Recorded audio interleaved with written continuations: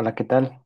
A nombre del Instituto de Estudios Superiores de Ingeniería Educativa, les saludo, cursando la maestría en Ciencias de la Actividad Física, segundo cuatrimestre, en la asignatura Sistema Neuroendocrino y Neuromuscular, con el catedrático Dr. Javier Eduardo Rojas Figueroa, maestrando su servidor, Luis Florentino Castro Martínez,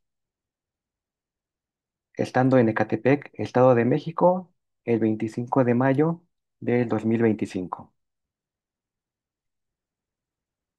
Vamos a hablar acerca del ciclo menstrual en el deporte. El ciclo menstrual produce variaciones hormonales que influyen en el rendimiento deportivo. Conocer estas fases permite planificar el entrenamiento de forma más eficiente. La importancia del ciclo en el deporte. La influencia del ciclo menstrual en el sistema endocrino y su relación con el rendimiento físico en las mujeres ha atraído un interés cada vez mayor por parte de atletas, entrenadores, médicos e investigadores. Aquí tenemos dos hormonas clave. La hormona folículo estimulante, conocida como FSH, y la hormona luteinizante, conocida como LH. La FSH estimula el crecimiento de los folículos en los ovarios, mientras que la LH desencadena la ovulación y la formación del cuerpo lúteo.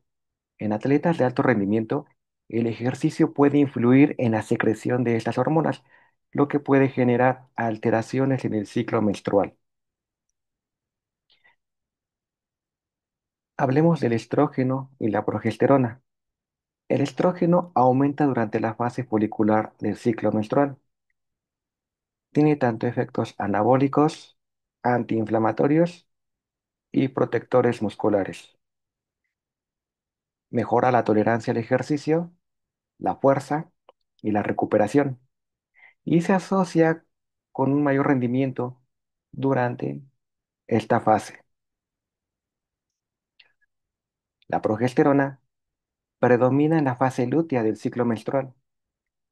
Puede ocasionar fatiga, disminuir la motivación, alterar la termorregulación y el metabolismo energético.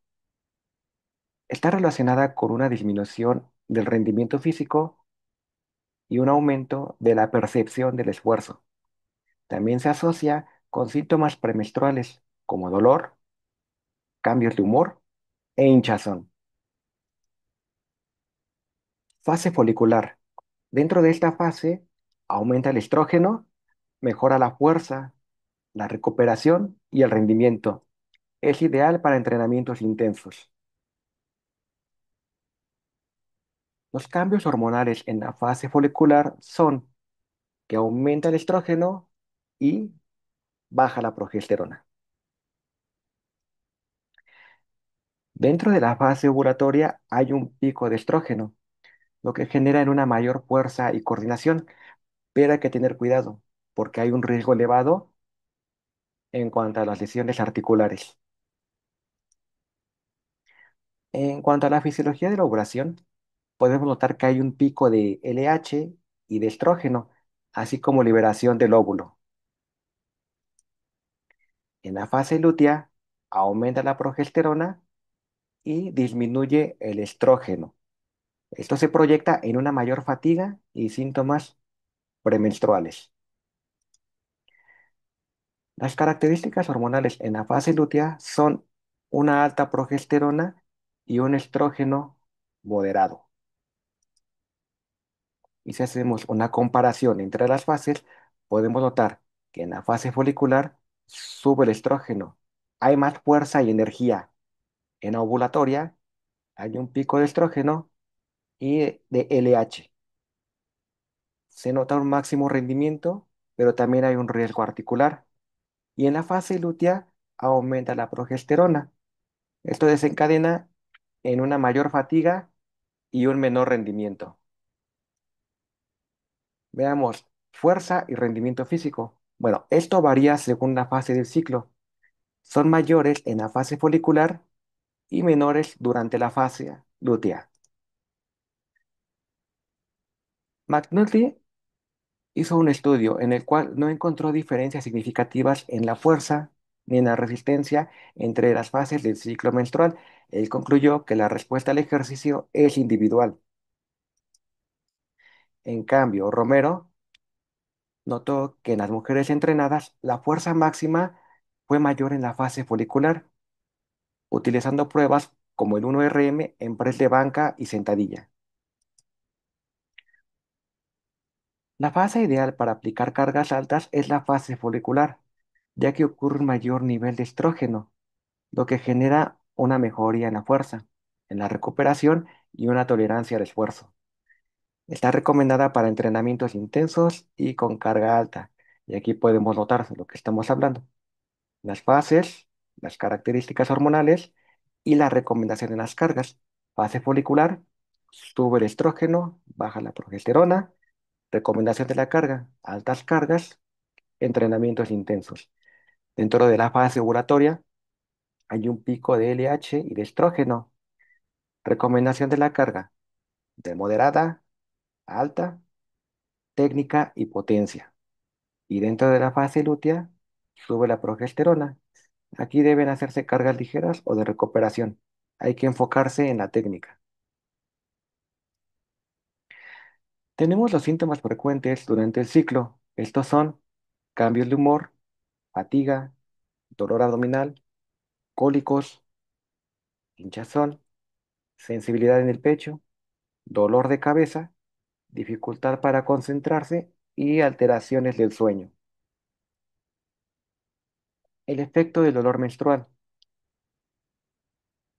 Hablando de la dismenorrea, aquí se puede reducir la motivación, se afecta la concentración y disminuye el rendimiento físico, especialmente en ejercicios de alta intensidad o de competencia. Algunas atletas prefieren reducir la carga o modificar el entrenamiento durante los días de mayor molestia. Veamos algunas estrategias de adaptación. 1. Periodizar el entrenamiento según la fase del ciclo, más carga en la fase folicular y menos en la fase lútea. Registrar el ciclo menstrual con aplicaciones o diarios de registro para identificar patrones individuales. Personalizar el entrenamiento según los síntomas y respuestas de cada mujer. Incluir sesiones suaves o técnicas durante días de malestar o dolor menstrual. Y muy importante, la quinta, educar a entrenadores, entrenadoras y atletas para normalizar el tema y tomar mejores decisiones. Dentro del entrenamiento cíclico adaptado, podemos notar que es una estrategia que se ajusta a la carga y tipo de entrenamiento a las fases del ciclo menstrual, buscando optimizar el rendimiento, mejorar la recuperación y disminuir el riesgo de lesiones, considerando los cambios hormonales y los síntomas individuales de cada deportista. Planificación por fases del ciclo. Esto consiste en ajustar el entrenamiento según cada fase menstrual. En la folicular, como notamos, cargas altas e intensidad. En la ovulatoria, técnica y potencia.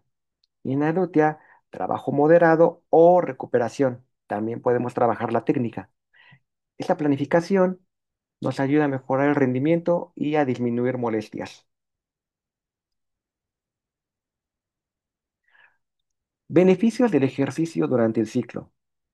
Mejora el estado de ánimo, reduce el dolor menstrual, disminuye el estrés y la ansiedad, favorece el sueño y la concentración, así como estimula la circulación y la energía general. Ahora, los riesgos de ignorar este ciclo: sobrecarga o fatiga en fases de bajo rendimiento, mayor riesgo de lesiones, especialmente articulares, baja adherencia al entrenamiento por malestar no considerado, desmotivación y frustración por falta de resultados, así como una desconexión corporal y salud hormonal comprometida a largo plazo. Podemos apoyarnos con aplicaciones de monitoreo menstrual, aplicaciones como Flow, Clue, Garmin Connect, permiten registrar síntomas, fases del ciclo y ajustar el entrenamiento de forma personalizada. Son herramientas útiles para optimizar el rendimiento deportivo y tomar decisiones conscientes. Tenemos un caso de María. María es una deportista, una atleta aficionada de 25 años. Ella durante la fase lútea suele sentirse fatigada y menos motivada. Con la ayuda de una app de monitoreo como la que acabamos de hablar, identificó que su mejor rendimiento ocurre dentro de la fase folicular. Ahora ella adapta su entrenamiento con cargas altas en fase folicular, técnica y potencia en la fase de ovulación y un trabajo suave dentro de la fase lútea. Gracias a esta planificación, Mari mejoró su rendimiento y redujo las molestias. Dentro de las consideraciones psicológicas, encontramos cambios de ánimo. Estos son más frecuentes en la fase lútea, tales como irritabilidad, tristeza y ansiedad. Disminución de la motivación en ciertos días del ciclo. Frustración por bajo rendimiento, si no se considera el ciclo en la planificación. Es muy importante planificar. También los tabúes y falta de diálogo sobre el tema del entorno deportivo crea un mal ambiente en él. Y debemos tener importancia dentro del acompañamiento emocional, tener una comunicación abierta entre el entrenador, la entrenadora y las atletas. Como recomendaciones dentro de la nutrición e hidratación en el ciclo, en la fase folicular hay que aprovechar la alta sensibilidad a la insulina. Debemos priorizar carbohidratos complejos y proteínas. En la fase lútea se debe aumentar el gasto energético y la retención de líquidos. Se recomienda hidratar bien, consumir alimentos ricos en magnesio y omega 3 para reducir inflamación y malestar. Y durante todo el ciclo hay que mantener una hidratación adecuada y ajustar la alimentación según los síntomas. Algunos mitos frecuentes sobre menstruación y deporte son que no se debe entrenar con la regla, que el rendimiento siempre baja en estos días y que las mujeres son más débiles durante el ciclo. Esto es erróneo, ya que la evidencia muestra que con planificación sí se puede entrenar y rendir bien. Algunas recomendaciones son escuchar tu cuerpo y adaptar el entrenamiento según los síntomas, registrar el ciclo para planificar mejor, educar a entrenadores y entrenadoras sobre el tema, hablar abiertamente del ciclo con el equipo técnico, así como individualizar la carga. No todas las mujeres responden de la misma forma. Como conclusiones, tenemos que el ciclo menstrual influye en el rendimiento físico, sobre todo en la fuerza y en la fatiga. La planificación del entrenamiento, según las fases del ciclo, puede mejorar y prevenir lesiones. La evidencia respalda la individualización del entrenamiento en mujeres. Hay que monitorear el ciclo con herramientas tecnológicas. Esto es una práctica muy efectiva y se requiere una mayor educación y sensibilización en el ámbito deportivo sobre este tema. Y reanudando, la planificación es muy importante porque con base en ella podemos obtener mejores resultados. Como reflexión, como futuros profesionales o como actuales profesionales, tenemos la responsabilidad de integrar la perspectiva del ciclo menstrual en la práctica deportiva. Como les mencionaba hace un momento, planificar con conciencia es entrenar conciencia. Ok, me despido de ustedes. Que tengan una excelente noche.